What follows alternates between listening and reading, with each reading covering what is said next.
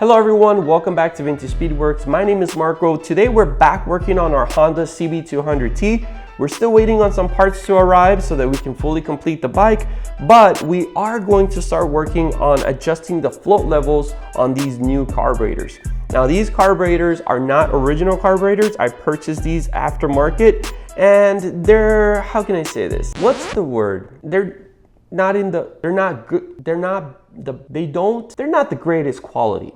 So because of that, I want to make sure that the float levels are actually adjusted so that I don't have to remove any components around the carburetors in order to actually get them going. So follow along and I'll show you how I'm going to go about doing that.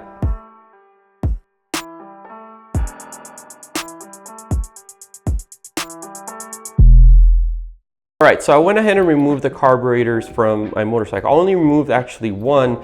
I will be removing the other one and kind of adjusting the floats later, but just to show you guys how I'm going to do this, I kind of wanted to give you a better visual of what's going on inside the carburetor. This is the new one, this is the old one. As you can see, it's very corroded and it was just to the point of no return. That carburetor, the actual casing of it, or the casting of it I should say, was corroded so much that the floats actually fell off, or the pin that holds it, it just wasn't attached anymore. And there's really you could go through great lengths to try to repair that, but it's just not worth it. Two of these carbs I bought online for about $58, and you really can't beat that. Now these carbs are replica carbs, they're unbranded, and they look just like the originals, but they aren't. I'm not too sure what company makes, these. They look like they're in, the condition of them or the quality of them is actually pretty good. They have some weight to them, but you can also see that maybe the casting or the material is not of the greatest quality. So because of that, I wanted to make sure that I go in here and make sure that the float level is set properly. But I wanted to also show you guys how you can go ahead and do that yourself. And I kind of made this little part here to kind of show you guys what I'm gonna do. Now, I'm gonna remove the float bowls from that new one, but I made this little bracket here, and what I'm going to do with this is I'm gonna go ahead and show you guys how the carbs actually look when there is a gas level, I guess. In this case, we're gonna use water so that I can show you how it looks inside of the carburetor. Now, these carburetors have two main components in here that you have to be really aware of. That is your main jet and then your pilot jet. Now these need to be submerged in gas. So if your float level is too low, then they won't be submerged in gas. So I want to show you how that looks, and I want to do it on a small project that I have here on the table, but I think it'll really kind of give us an idea of what is going on inside the carb. But to do that, let me just explain to you the components and how they work first. All right, so here I have my two carburetors. Now this is the old carburetor. As you can see, it was in really rough shape. The area here where the pin goes through for the floats, like this one, it should kind of look like that one. As you can see, it was super corroded, and I'm not sure what kind of gas they were using in this bike, but yeah, they're just not that great. So yeah, let's put that aside. But before we do that, I wanted to show you how the carbs actually work. Now you can see here, there is a little opening here. This is where your needle and seat would be, where this is where the plunger, I guess you can call this like a little plunger that kind of goes up, and it closes the flow of gas coming in from your carbs. Now the flow of gas in this carb comes from here, so the gas goes in here and then it goes through here. As you can see, it's a straight shot there, and then what the float does, it actually stops the gas from going in through here. So based on the level inside of the carburetor, then it'll keep gas from going in there. So once the level drops, then it'll open this little valve and it'll let more gas come into this chamber here. Now, or to the float bowl, as you can see here. Now, this, for the most part, since it's so far down, this will be submerged in gas. So that's how you want it to be, submerged in gas all the time. And then we have our pilot jet here. This one you also want to maintain submerged in gas. Now you don't want the float level to be too high to where the gas goes past this pilot and then it goes up here, because then you have these two holes here and the gas will get so high that it'll go into these holes, and then these holes here are attached to these little breather tubes here, which in essence should be letting air go into, or releasing air from your chamber here, so that the air can come out and it'll let the fuel go up to that certain level. Otherwise you'll have airlock in here and then the gas won't want to flow in. So that's the main purpose of this. But also if there's too much gas, then you'll see them leaking. So usually you'll see them leaking when you have like a stuck float, and you just tap it on the side, and what that'll do is that'll kind of close this little valve here, and it'll stop the flow going out through these little overflow tubes. Some of these, like this one, as you can see here, this one actually has a little overflow tube. If this is clogged, it'll come out through over here. But usually when the level gets to about this point, as you can see, it's a little bit above the level of the float, or the level of the float bowl. Once the level gets here, then it'll start leaking the gas through here, letting you know that your float is not adjusted properly. And then there's also the drain here. But if this is clogged for whatever reason, if you have bad gas in here or whatever the reason may be, then you'll usually see the gas coming out through here. If you see the gas coming out through here before it comes out through here, then you know there's an issue here, and you have to just way too much gas in your carb. So I hope that makes sense. But so let's put that aside. Well, actually, before we put that aside, let me show you how a clean carb looks. So as you can see here, we have the same thing. Put that aside here, and we have our float bowls, or our floats, I should say, right here. This is the mechanism that when these will actually be, since they're upside down, it's supposed to be like this. As you can see, the floats, they'll drop, and then when the gas level goes up, it'll close that valve right here, as you can see there. And that's the adjustment that we need to make right there to ensure that we don't have way too much gas. Now again, the level of the gas has to submerge this valve, which is the main jet or the jet, and then this pilot jet as well. As you can see, this one is a little longer. It looks a little longer than the original one for whatever reason.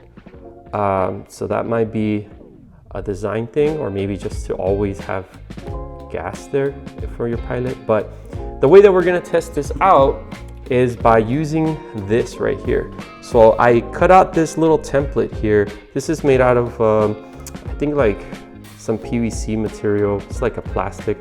And so what I'm gonna do is I'm gonna create a small little shelf so we can put our carbs. So let me show you how that's gonna look. All right, so like I was saying, this is the little bracket, I guess you can call it, that I made. And the way that this is gonna work is it has 4 holes here, and these holes we're going to run some bolts through them. So I guess, yeah, we can do that now. Actually, I have to run a nut through these first, and then I can run them through here. And I'm gonna do the same for basically all sides. And what this is gonna do is this is going to allow us to put our carb. I'm gonna use our old carb as the example, but we're gonna be able to put our carb right there like that. And so what that'll allow us to do is to put it inside of this little container here. This is a clear container.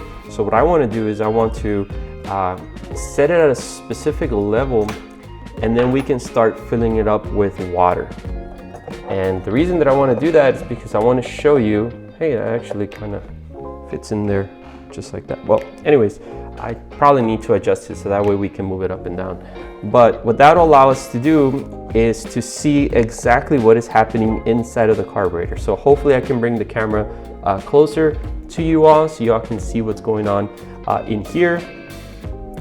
But in essence, once we fill this up with water, we're obviously going to fill up the container, or the container with water, but use the new carb. So we'll be using this one so we can see when the float starts to go up. And the reason that we're doing that is so that we can have a hose here and we can actually blow into this inlet here, which is for the gas. And once we start blowing into it, and we'll just, blow some air into it, and then once we see the water level go up to the point where it stops the flow of air going in here, then that's when we know that that's what the level is. And at that point, we can check to see if the water level is actually covering our main jet and our pilot jet. So we know that the level is adjusted properly. So that's the idea, at least. So let's go ahead and give it a shot. But before we do that, I need to adjust this bracket so that we can sit the carb in there nicely.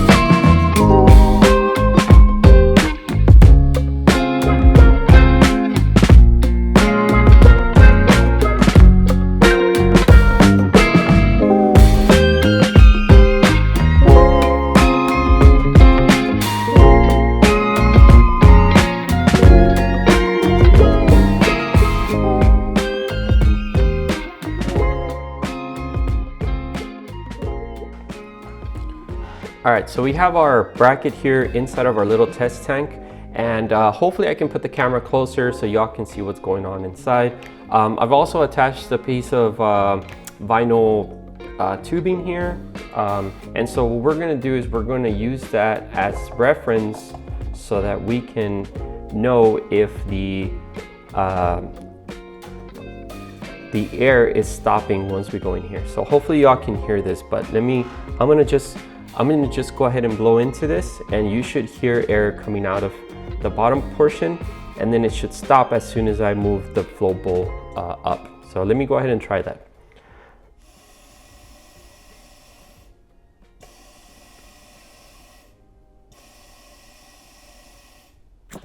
All right, perfect. So that works out pretty good. So you can hear the air rushing into the bottom portion. This is where the fuel would actually go. But you can hear the air go in there, and then as soon as the float bowl goes up, or the floats themselves go up, sorry, I keep saying float bowls, but as soon as the floats go up, then you'll hear the air stop. And so that will allow us to see at what level we're gonna fill it up with water, and we're gonna be able to see at what level the air stops. So in essence, that'll show us at what level the pilot jet and the main jet are fully submerged in gas. In this case, it's going to be water, obviously, but that should allow us to see at what level it gets submerged. So yeah, let me go ahead and fill it up with water, and then we can start the initial test to see how that goes. And hopefully I can get some light in here to kind of show you all what is happening from the bottom side. I realized that the focusing on the camera when you pour the water in changes because of the way that you're able to see things through the water. So I might need to adjust that as I'm putting water into our little test tank here. But I also realized that the best angle to view our levels is from the side, which is this angle right here. So I'm gonna go ahead and start by doing that. I'm gonna start blowing into, as I'm pouring the water, once I get closer to, or let me show you how it looks like when we get closer to the floats. So here I'm pouring the water in, and then we'll see if you guys can see everything nice and in focus. So here we're getting closer to the floats. There we go. So we are just barely touching the floats. You might not be able to see the floats. Yeah, you can kind of see them at the bottom. The water level just touched the floats, but what you can see right there is our main jet. Our main jet is actually submerged in a little bit of water. So I'm gonna go ahead and start to blow into our fuel line, which would be the fuel line, which is this vinyl tubing here. I'm gonna start to blow into it, and hopefully y'all can hear the air coming out the bottom. And I'm gonna start pouring water in to see until when it stops. The thing that we do want to see is we want to be able to see the pilot jet coming down to the water level. So just keep an eye out for that. So here we go. I'm gonna pour more water and I'm gonna blow into this vinyl tubing here. If my lung capacity can do it. Here we go.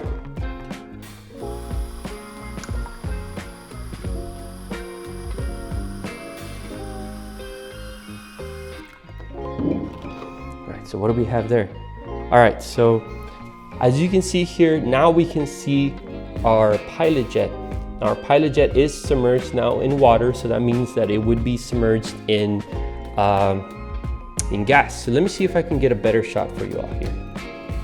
So as you can see, now we can see the pilot jet, and we can see the main jet and the floats right here.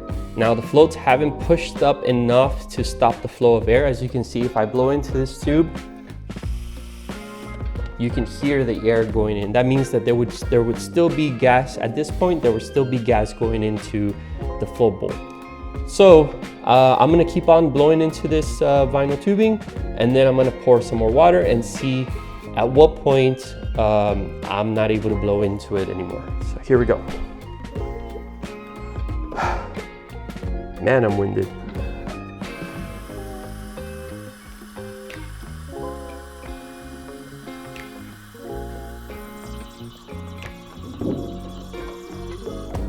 You hear that sound? That sound is actually bubbles, because we've already reached the level that is just under where the carb, the base of the carb is, or that area where the float bowl kind of sits on. So now we're starting to create some bubbles, but I'm not getting any resistance as far as the air going in. I'm still able to blow air in, so that means that there would still be fuel going into the float bowl. So let's keep doing that. And I'm gonna also pour more water into it. Let me catch some air here. Here we go.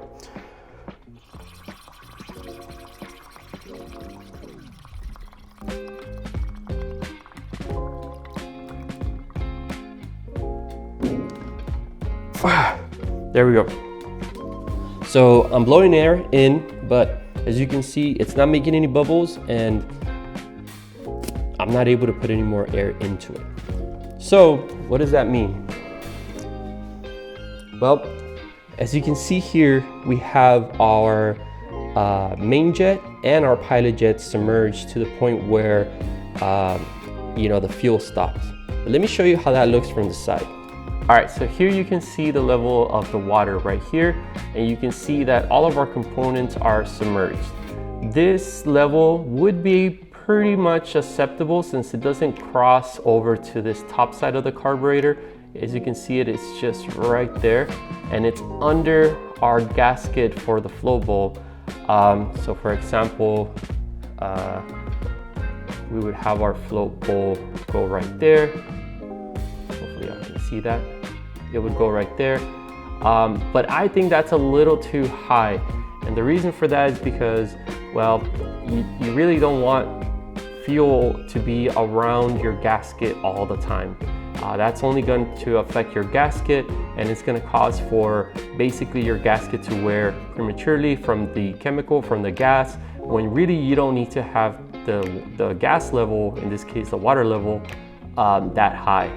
Because as you can see, the main jet and the pilot jet are already fully submerged, and really, realistically, it should just be to those copper, or I think they're bronze, I'm sorry, to those bronze areas right there. So I would actually have the fuel level come down to where it goes to about half of that pilot jet, so that it could have a good amount of fuel inside of the flow bowl, but not so much where if you go in a corner or something, then this level is gonna rise and it's gonna be touching your gasket, or going out the breathers on the side. So in this case, what I'm gonna do is I'm gonna go ahead and take out some water.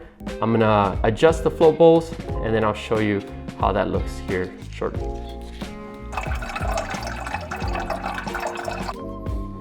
The cool thing about this little bracket is that we could use the bolts, and the reason that I got the bolts is because I could use the bolts to lower the carb into the water more if I needed to. But in this case, it actually worked out pretty well at that level. So here's the carb inside. I'm gonna go ahead and make an adjustment to this little tab right here. And we're gonna set it back up into the water and see how that works. It's important to note also that if your float level is too low, then gas won't be able to reach the pilot jet or the main jet, causing your engine to not start. All I'll be able to do or be doing is simply bending this tab up so that when the gas is coming up, it's actually pushing on the needle a lot, on the needle a lot sooner. So I'm just gonna go ahead and put a screwdriver in here and just bend it in just a little bit. I would say that's about, well,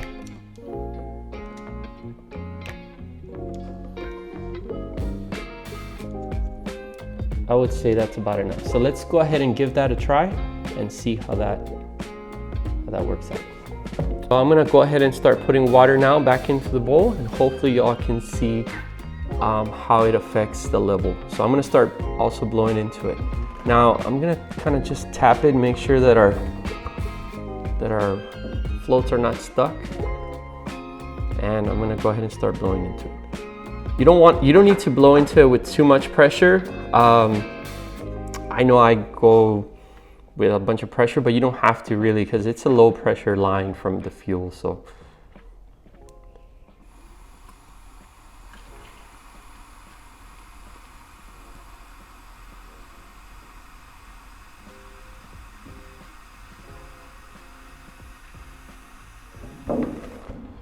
see, I can see that my floats aren't moving, so I'm just gonna, there we go. Jiggle them a little bit, make sure that they're not stuck. And if you have these on the bike, you can just tap the carburetors and usually they come loose.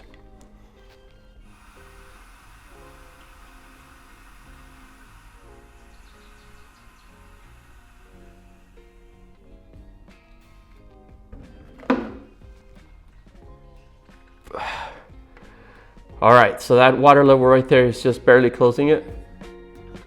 If I really have to blow into it to let air in. But if I were to add a little bit more water,